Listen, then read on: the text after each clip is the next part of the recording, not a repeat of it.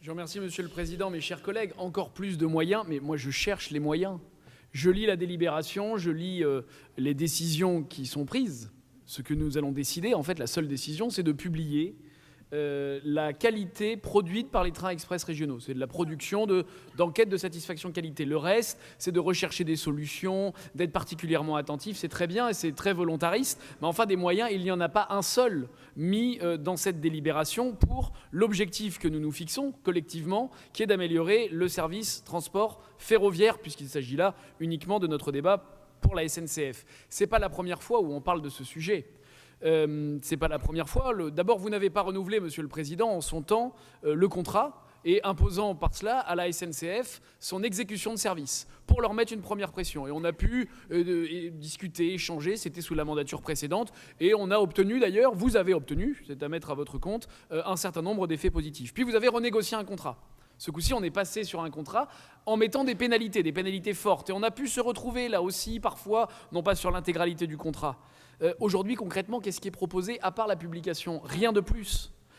Vous avez ouvert à la concurrence 2 lignes, selon nous trop précipitamment, mais c'était censé servir l'amélioration grandissante de la qualité de service. Au final, le classement, aujourd'hui, on est bon dernier. On est bon dernier et pourtant, il n'y a pas plus d'accidents de personnes sur nos lignes qu'ailleurs, dans les autres régions.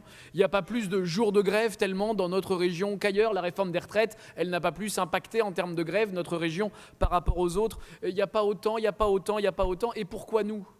Et en fait, on va vous proposer dans une délibération suivante une mission, la création d'une mission d'information. Ça, c'est juste le travail des élus d'opposition que nous sommes, de vouloir, par cet intermédiaire prévu au règlement, nous saisir de ce dispositif pour travailler, nous, encore plus, et que vous nous laissiez la possibilité de travailler, notamment d'auditionner la SNCF. Parce qu'à la fin, on nous parle sans cesse de volonté et de transparence, mais jamais vous ne nous donnez autre chose que vos productions et que vos mots.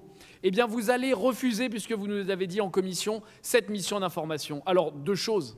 Soit vous êtes totalement transparent et laissez-nous travailler avec les moyens prévus au règlement intérieur de la collectivité pour pouvoir comprendre encore plus finement si votre action est la bonne et si la SNCF peut vraiment améliorer le service, mais arrêtez par pitié de nous passer ce genre de délibération quand dans le même temps, puisqu'on va le voir plus tard, vous allez nous refuser cette capacité de travail. Encore une fois, vous vous payez de mots, et en fait, les mots, MAUX, eux, ce sont nos concitoyens dans les transports qui les subissent. Donc là-dessus, on ne va pas vous suivre. On a été capable de vous suivre sur la volonté politique parfois, mais là, ça ne sont que de mots que vous vous payez, de mots MOT. Je vous remercie.